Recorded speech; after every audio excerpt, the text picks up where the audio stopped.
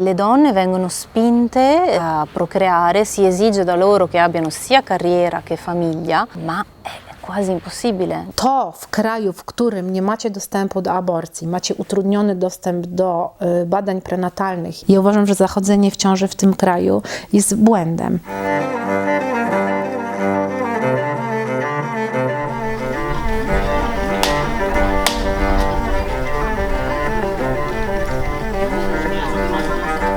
Sono Francesca Guacci, ho 28 anni e 5 anni fa mi sono sottoposta all'operazione di salpingectomia.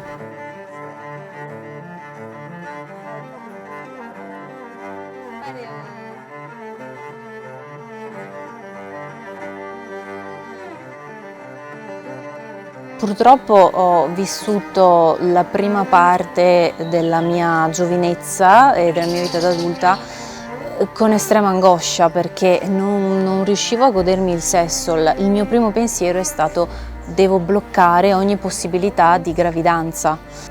Gli anticoncezionali non erano abbastanza perché non garantivano una protezione completa ed inoltre la pillola che ho preso per 5 anni circa mi causava dei problemi a livello sia psicologico che fisico. Anni fa ero più strafottente, affermavo che se mi fosse capitata una gravidanza indesiderata mi sarei precipitata all'ospedale per abortire, però dentro di me sapevo che mi sarebbe pesato, che non sarebbe stata un'opzione per me. Quindi la mia unica possibilità era prevenire ogni incydente. Nie powiem najpierw, że jestem matką, tak jak to mówiłam do niedawna. Jestem pisarką, aktywistką i matką. Jagoda Antekia, Milena. Zaraz tutaj będzie Milena. Wtedy zjadała ogromne ilości kurczaka pieczonego. Ona mamy po prostu zaostrzoną ustawę aborcyjną i nie możemy dokonać aborcji nawet w przypadku bardzo wielu poważnych wad płodu. Po prostu jakby to jest rzeźnia. Musimy rodzić dzieci, o których wiemy, że nie przeżyją, a jeżeli nawet się urodzą, to będą w cierpieniu. Ja uważam, że zachodzenie w ciąży w tym kraju jest błędem. Sono sempre stata molto contrastata per quanto riguarda questa scelta, si riceve della prostituta gratuitamente. Il mio ginecologo, vari dottori con cui ho avuto a che fare non volevano fornirmi le informazioni oppure mi chiedevano di aspettare. Pareva sempre che fossi troppo piccola, troppo immatura, solo per quello però. Per tutto il resto ero una donna fatta e finita che doveva prendersi le proprie responsabilità. Si tratta di obiezione di coscienza a tutti gli effetti. Io ero stata rifiutata dall'ospedale della mia provincia e mi ero dovuta spostare, però tante altre ragazze con cui ho scambiato qualche opinione hanno dovuto organizzare una trasferta perché nelle loro zone di residenza nessuna struttura accettava di garantire questo diritto.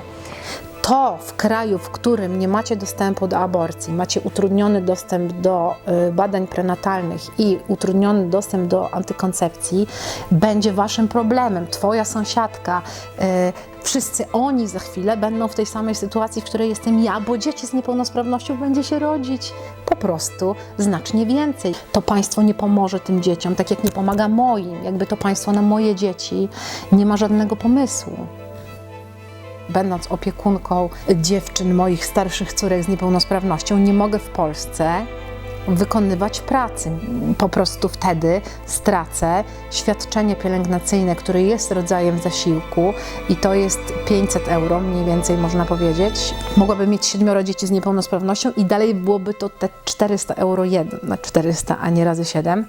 To państwo skazuje mnie na to, ażebym ja do końca mojego życia zajmowała się dziećmi ze znacznym upośledzeniem, potrzebujących fachowej opieki. Fachowej opieki. To już dziewczyny, nie? To Milena,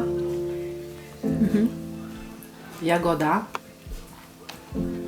Ja bardzo chciałam, żeby przyszło na świat dziecko po to, i to wiem, że wywołuje spore kontrowersje wśród ludzi, z którymi o tym rozmawiamy, aby dostarczyć starszym córkom właśnie takiego łącznika, jakiegoś posłańca między światami, kiedy mnie już nie będzie, żeby był ktoś, kto przyjdzie je odwiedzić, kto będzie jakimś w ogóle łącznikiem ze światem, bo ja nie ufam temu państwu. Ja bym nie urodziła Jagody i nie zachodziłabym w ciążę, gdybym nie miała w głowie tej, w cudzysłowie, misji. Natomiast gdybym tej misji nie miała, ja bym już wtedy nie zaszła w ciążę.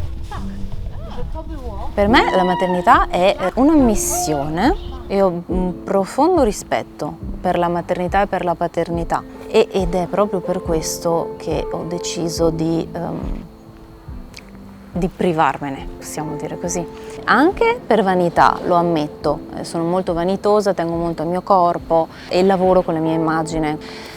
Però è soprattutto il carico psicologico, emotivo che comporta una gravidanza e poi la crescita di un figlio. Negli ultimi decenni ho visto un peggioramento della situazione femminile, della maternità. Le donne vengono spinte a procreare, si esige da loro che abbiano sia carriera che famiglia, ma è quasi impossibile gestire entrambe le cose. Mi rendo conto di esprimere un'idea un po' forte, impopolare, però l'ho sempre pensato. Poche persone meritano la genitorialità.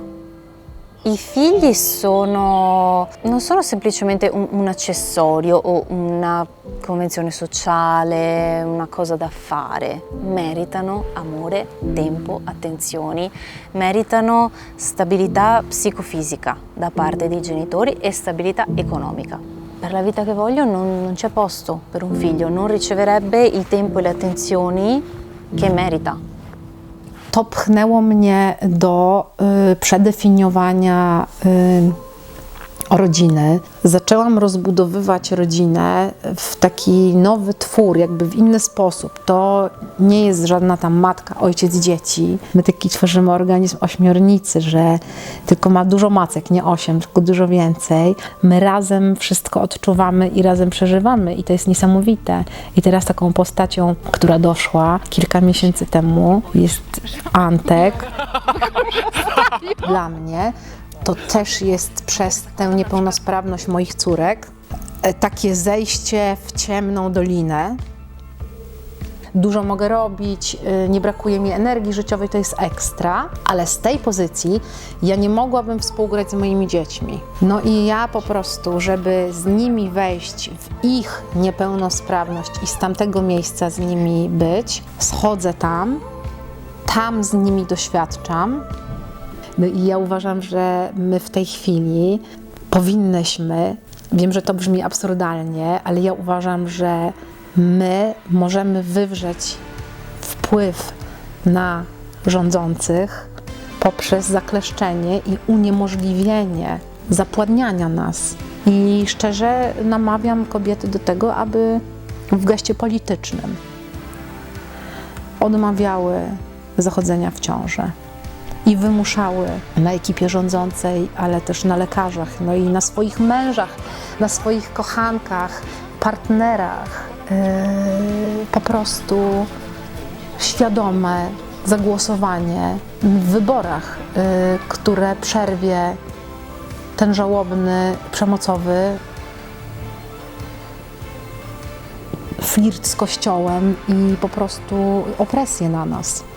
Dopo l'operazione la mia vita è migliorata da ogni punto di vista. Varie ragazze nel corso degli anni mi hanno scritto e mi chiedono informazioni, ovviamente sono felicissima di aiutarle come sono stata aiutata io, però mi dispiace che debbano ricorrere a me, perché io non sono un medico. Questo mi dispiace profondamente perché significa che non hanno trovato appoggio da nessun'altra parte. Quindi mi sento onorata e al tempo stesso intristita per loro, però ci aiutiamo tra di noi e io spero che in futuro poi le cose cambino.